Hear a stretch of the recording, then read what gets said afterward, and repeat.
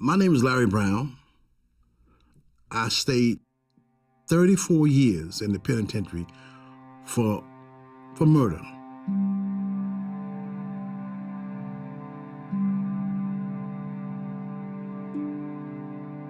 I've been out now since April 12th, about 7.5 months. It's been interesting, to say the least.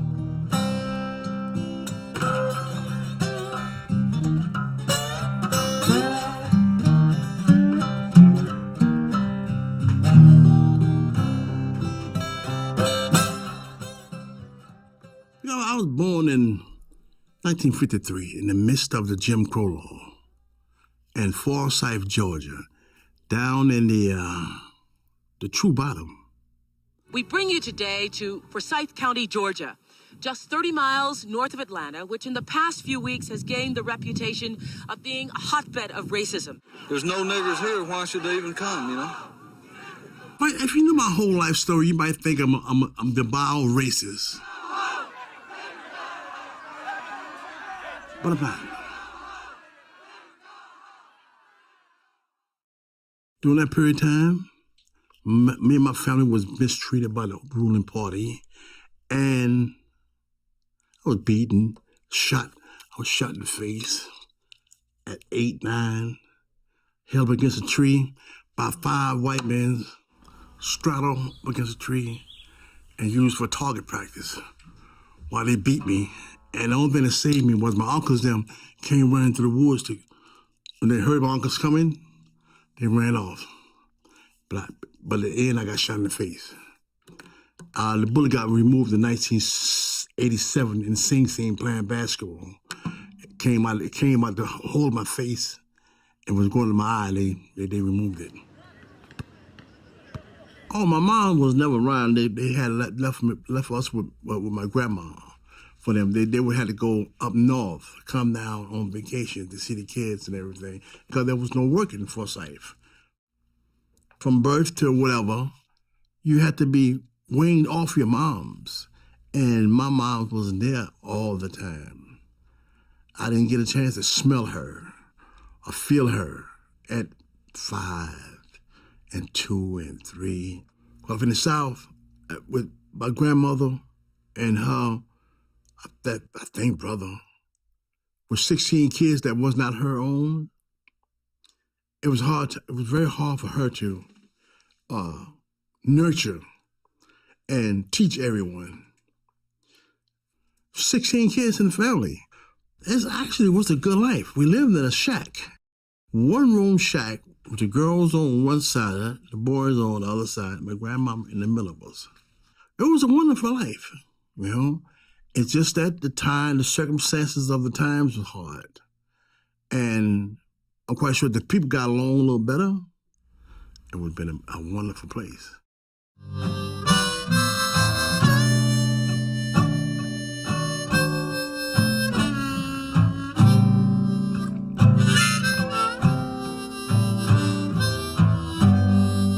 My name's Frank Shirley. I'm the head of the committee to keep Forsyth and Dawson County white. Thousands of white people that came out to join our white people's protest. This is the largest white people's protest against communism and race mixing in the last 30 years. I got ran out at 13 when I was forced out the South. Long Beach, it was another world. It was another world. No animals nowhere, except dogs. All cars, and people sound funny, talk funny, and they dress funny. Down there, I'm used to running around the woods bare feet. I ain't get a pair of shoes until I was like, 10, 11 years old? My first pair of shoes I got. And up here, nobody walked bare feet. Everybody walking around with shoes on. I had no friends, and I couldn't say a word. Everything.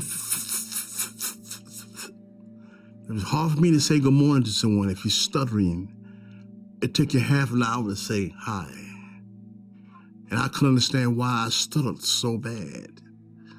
And I guess the stuttering began after the beating, after I was shot, that's when everything really started to, my withdrawing with my animals in the woods.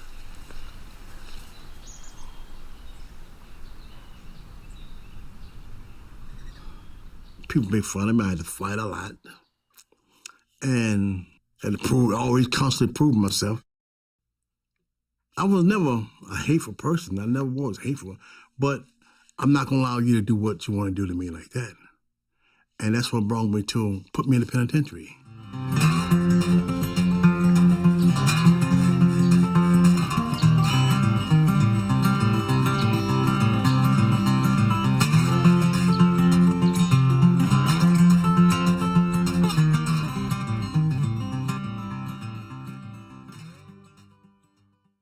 Well, I had a guitar, but I didn't know exactly what it meant. I used to be in my room, trying to learn how to tune it and trying to learn how to play it, just banging away, just making a lot of noise. Didn't know what I was doing, but I just wanted to play. And she knew I wanted to learn. And I would close the door. She opened the door. She said, don't close that door when you trying to do something. And she would come along and open the door. And I would close it. She would open it. She'd tell me, I want to hear what you're doing. You are mine, and everything you're doing is good. I said, Mama, I don't know what I'm doing. I'm just trying to learn. She said, you sound good to me. And that made a world of a difference when she said that.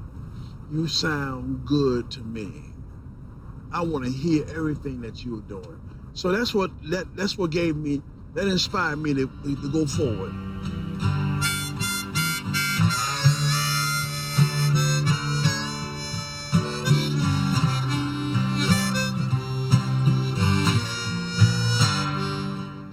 I was a laborer. So my job was to cut pipe on the rigid pipe cutting machine. I became very good at that. And I couldn't get a job on Long Island with none of that. They was building condominiums out there back then. I couldn't get a job. In '83, the mobs had all that building trade. I couldn't get in. Being a black man, I couldn't get in. I could understood it. I could understand it.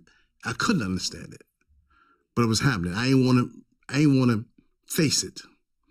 After coming from Georgia, I ain't want to face that crap no more.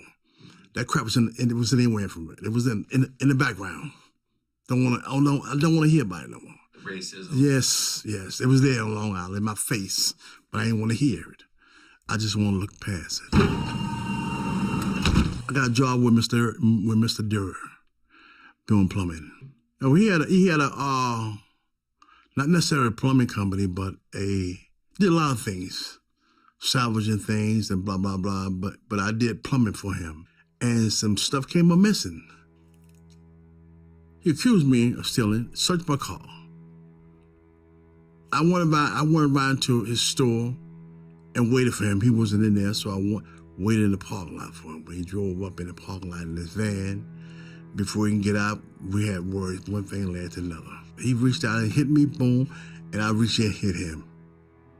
I didn't realize that I had hurt the man that bad until afterwards.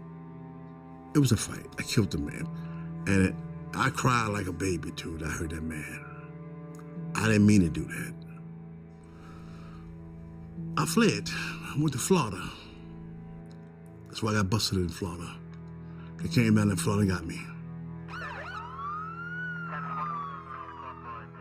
Took me to trial, found me guilty, and gave me 33 1/3 years of life in penitentiary.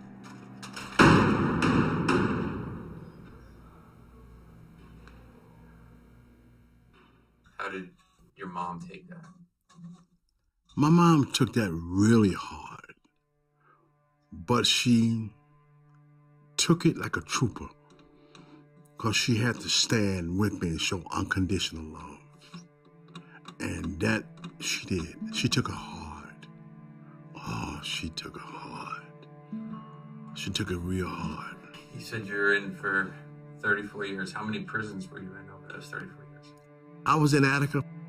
Sing Sing, Easton, Auburn, Downstate,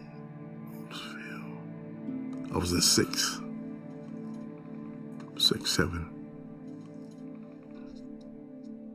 I thought I'd never get out.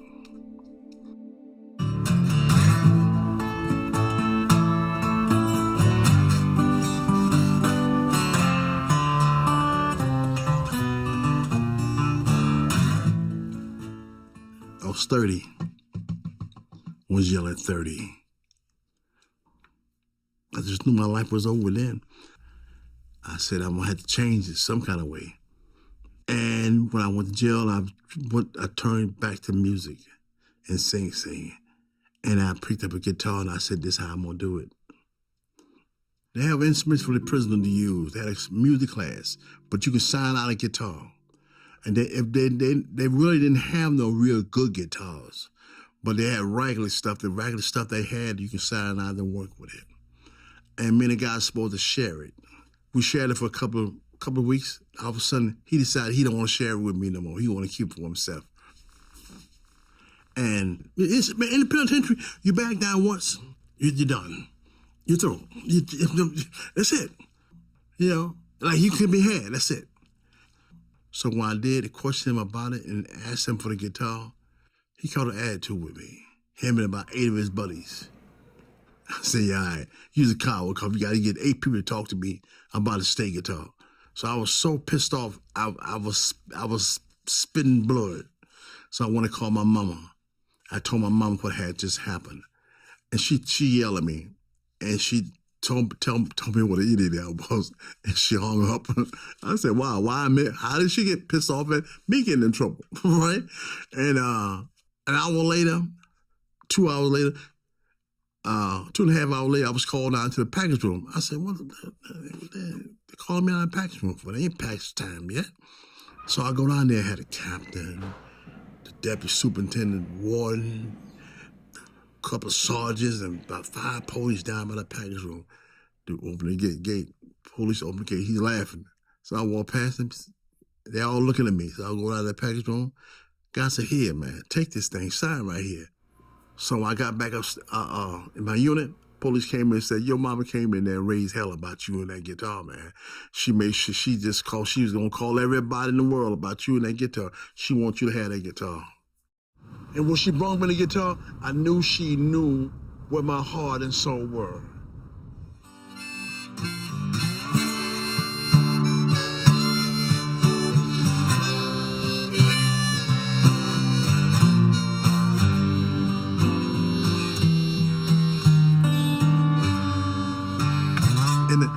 In a sea of madness, the calmest thing for me was this guitar and the music. This right here got me by. I tell you no lie. I sit here, I can tell you stories that unbelievable. Once I learned how to play and learned how to really express myself and got away from the bullshit, just got by myself and just wanted to play, my life changed over. I could do no wrong in the eyes of the police or the inmates. That's what saved me. That literally what saved my life. This is literally. And it brought people together. Racists, skinheads, rednecks, gang members, all sit around me to listen what I was doing. Why would they sit around? They just like the music. They just like the music, man, for some reason. I said, right there and there, I have arrived. Sergeant, lieutenants, nobody bothered me. It was the game changer. Because everybody liked it. So one day I stopped. I was tired. The police up in the tower got a loudspeaker and says, Larry Brown, get back in that corner and play the guitar, man. What's wrong with you? So I looked back like I said to him. He said, get. He said, get. And it dawned on me that he wanted me to sit there and play. Because if I did not sit there and play, the yard in the area where I was playing at, normally noisy, bustling, people walking around yelling and screaming, it got real quiet. So in other words, the music calmed them down. I said to myself, he's using me to calm down these dudes with this music, man. But this thing here kept me going. Without it, I would have been nothing. I would be nothing. Without it, I wouldn't be sitting here with you.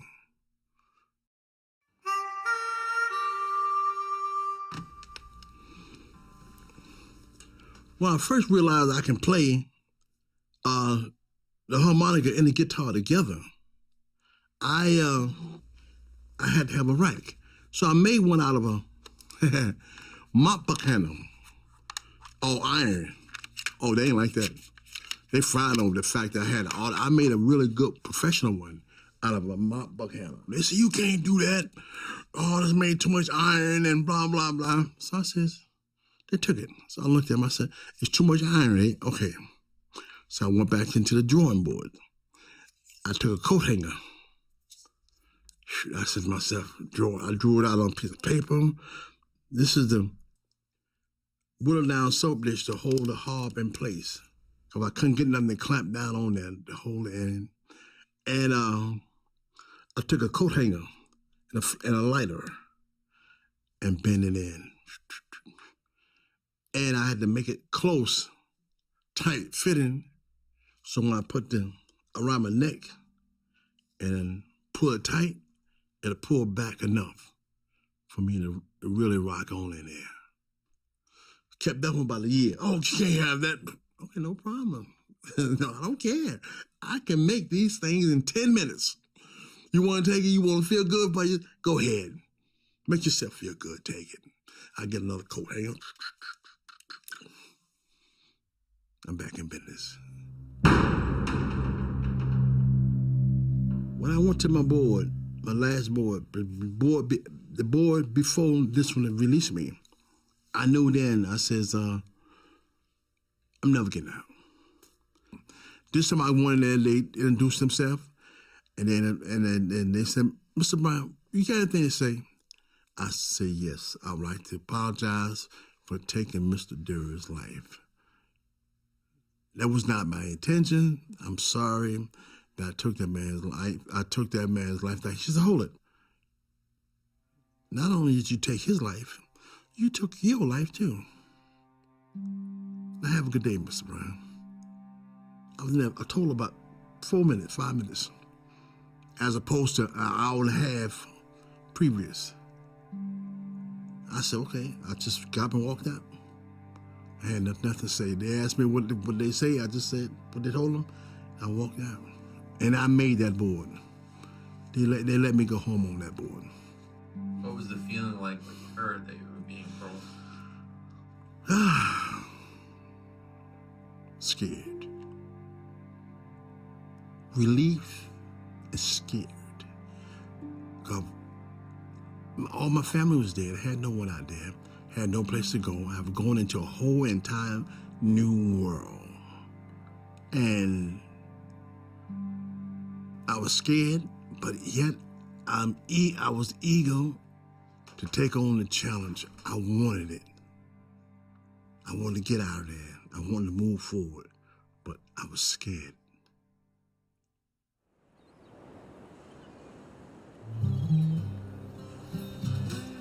Out of all the hardship that was endured in the penitentiary, now all of my emotions is running rampant. I cry a lot now. Before I never cried. If I say I love you, maybe tears will come is following that statement. We should sit and view the birds nesting outside on the windowsill and get really attached and start naming birds, baby birds. The birds represent the freedom to come and go. You can't imagine what it means to be free if your freedom have never been taken from you.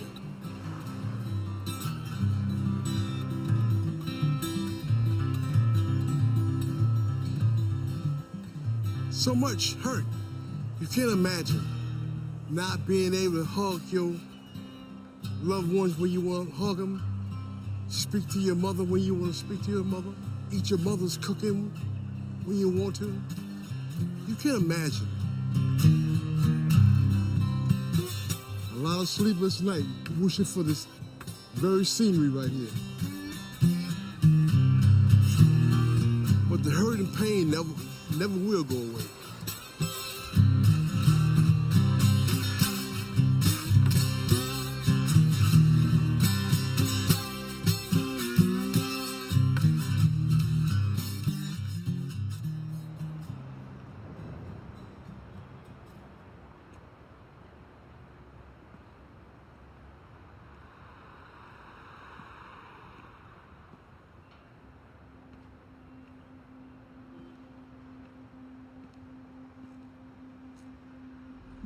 I feel really strange being back here.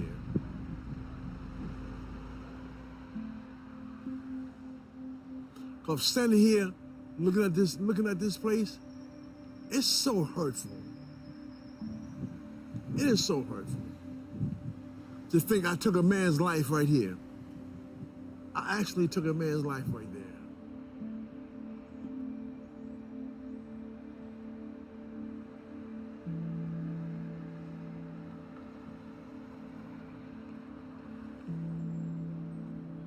I'm glad they built the church on that ground where Mr. Durr died at.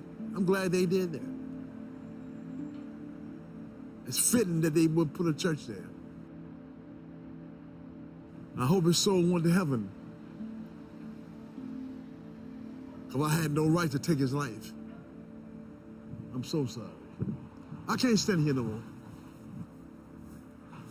I can't stand here no more. I can say to the people I hurt and committing this crime, oh, Lord, I'm sorry. I'm sorry that I put you through that. I did not mean to take your loved one's life. My judgment day. Oh, my judgment day.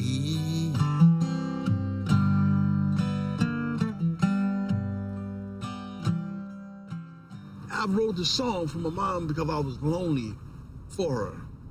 And I wanted to be with her. And the song was about on my judgment day, meeting her again and saying hi in heaven. I wrote the song just for her. Just to say I miss her. I want to be with you. The cause of me going away speeded up her death. When she passed away, I cried like a baby. She meant everything.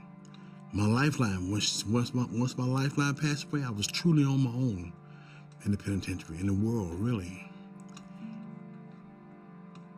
I said I was gonna go on her grave and sit down there for the day and play my guitar and my harmonica and just be with her for the day. That's what I want to do.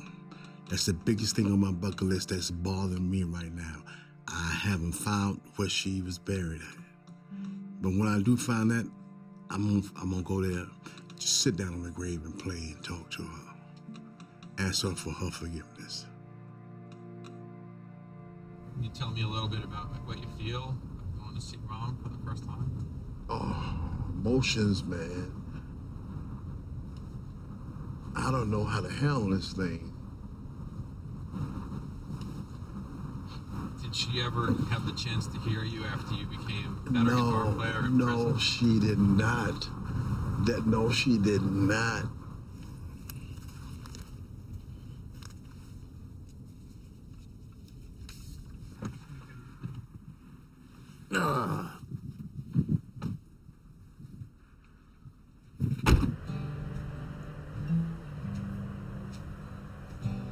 Right here, right?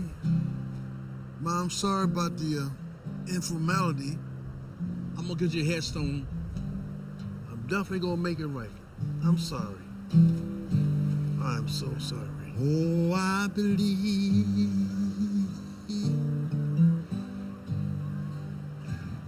Oh, I believe that on my Judgement Day. You haven't heard me play it yet. Oh, my Judgment Day. No, it's just me out here by myself now. Everybody's gone. But you knew that anyway. Say my name will be in the book of life. On that special day. I'm so sorry. I wasn't here for you. I got so much to tell you. So much love. Just tell you how they treated me.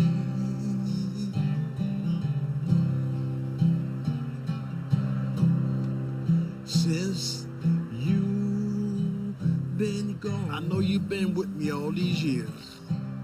I felt you. Oh, that glorious day.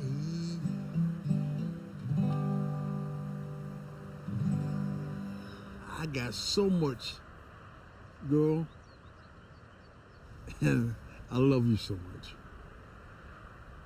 Yes, I do. I'm not gonna cry, no. No, I am not gonna cry.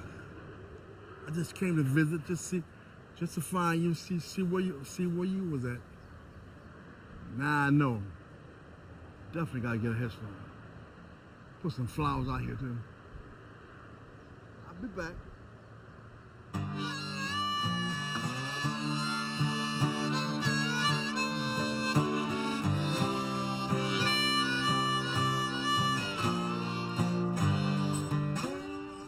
I was in Guitar Center, minding my business, playing music,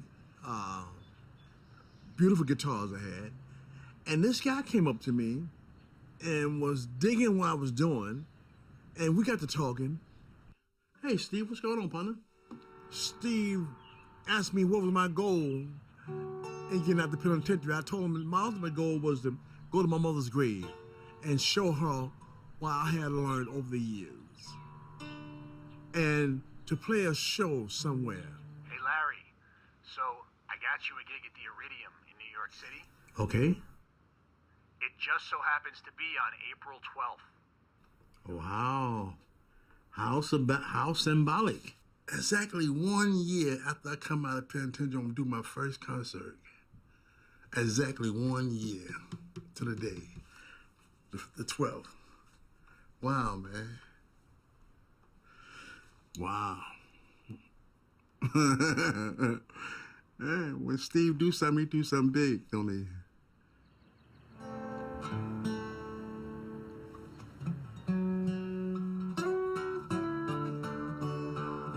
This is my lovely suit here. And I think it's Hot Dap Daddy. These are my harmonicas. I definitely need my harmonicas, 3 of them. And I got 2 harmonica racks. I don't know which one I want to use it like. I don't know if I want to use the one that I made in jail or the one I bought. Symbolically, I don't know. My most important thing, my slide.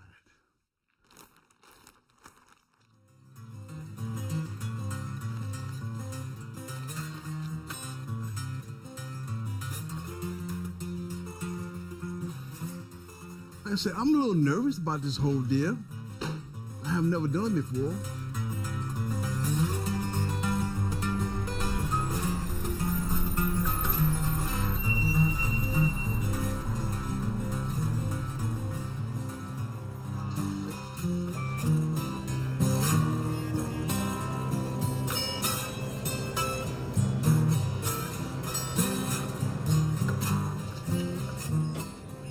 it's gonna be an amazing show, bro.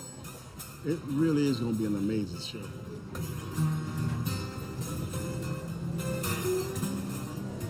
I'm gonna play my heart out. I really am. I really am. It's gonna be fun. Nice meeting you too, brother, okay? You be easy, okay? Yes, sir. Yes, sir. We're gonna have fun. That's all it is about.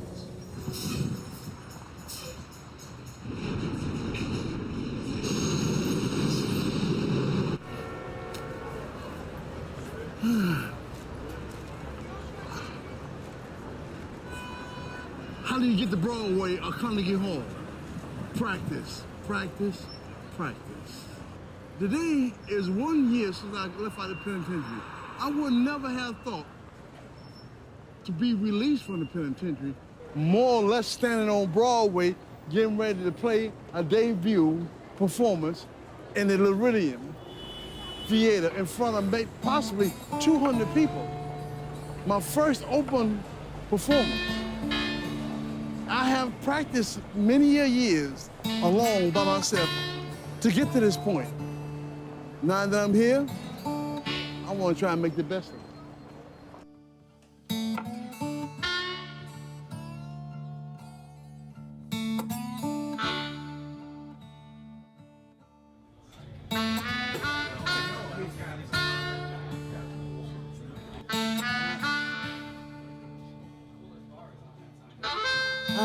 This time was coming soon. Gonna get dark, babe. I got 2 minutes. 2 minutes. Okay, this is it. 2 minutes, eh? 34 years, balling down to 2 minutes. Here we go. Good evening, ladies and gentlemen, and welcome to the Iridium. And now, ladies and gentlemen, making his public performance debut, it gives me great pleasure to introduce to you tonight's opening act, Larry Brown. I can dedicate this performance to my mom, who passed away in '93, and to all my friends. I hope you enjoy it.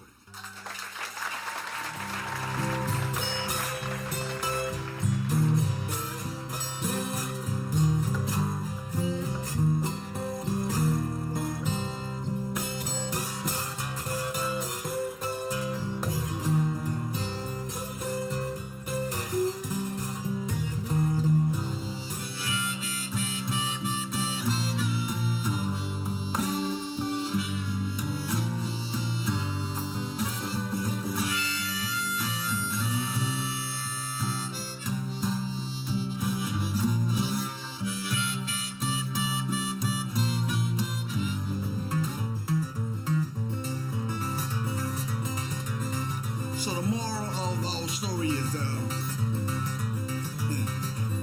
Frankie and Johnny was lovers. My, how they could love. Swore to be good to one another. It's true as the stars above. He was a man, but he was doing her wrong.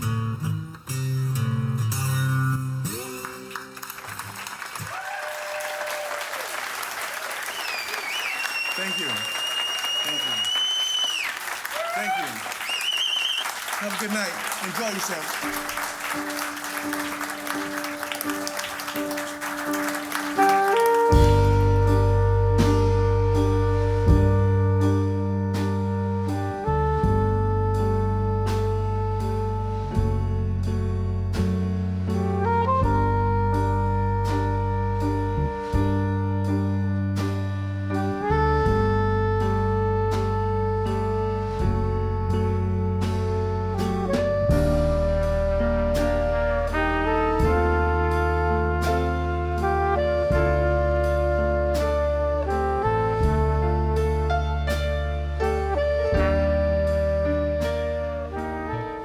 I just want to say thank you and rest in peace.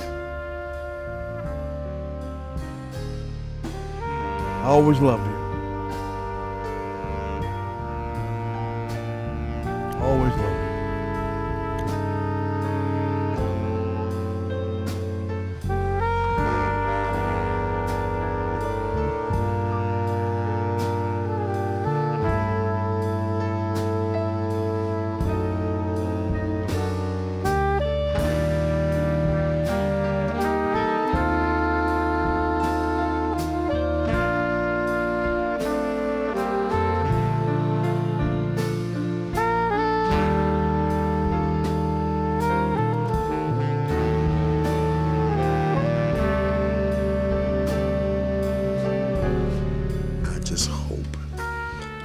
hope I can be afforded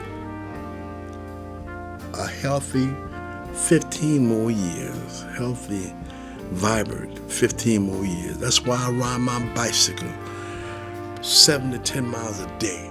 If you get those 15 good, healthy years that you're working toward for, what do you hope for? Have fun. To make people laugh, to make people happy. I got this thing about me. I want people to be happy to see me coming and sad to see me leave. Not sad to see me coming and happy when I'm leaving. I want them to say, hey, here come Larry. That's what I want them to do. I hope them 15 years are filled with a lot of that. You know, love. That's what I'm going for.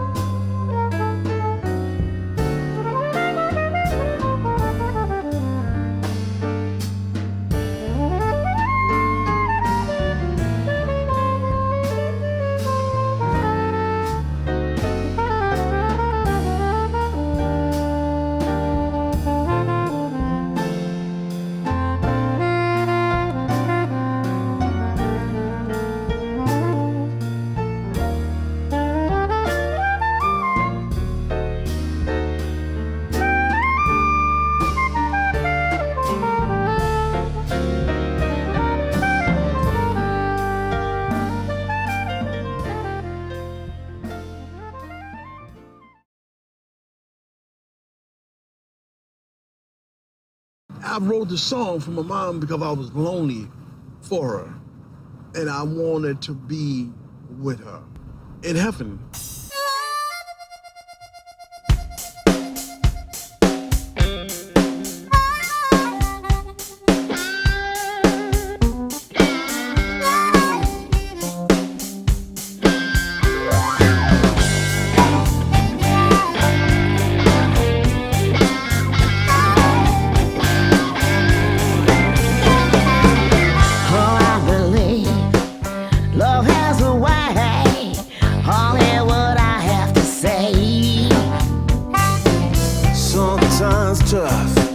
Sometimes sweet, no matter how you break.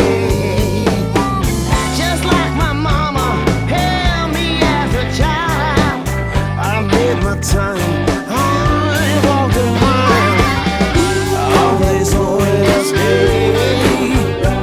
Hey, oh, this glorious day. Oh, I believe we all are flawed. The dues you pay, all the things you say, all the things we say. I know why the day has come. Spread my wings and fly. We gon' get lost, can't all be found. My time is coming, I hear the sound on my judgment day. Oh, on my judgment day.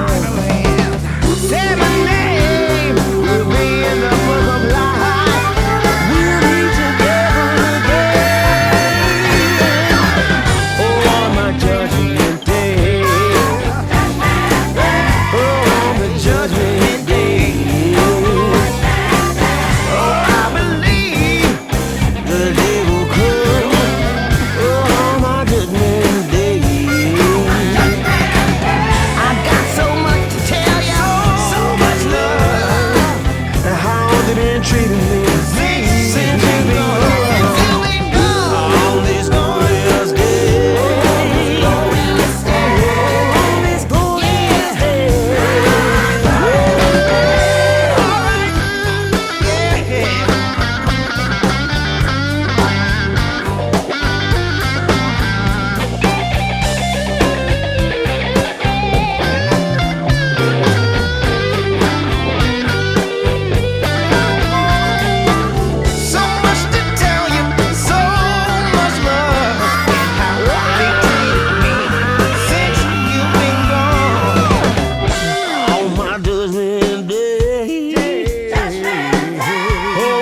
Judgment Day. Oh, I believe the day will come. Oh, my judgment day. Got so much to tell ya, so much love. How they treated me since you've been gone. You've been gone.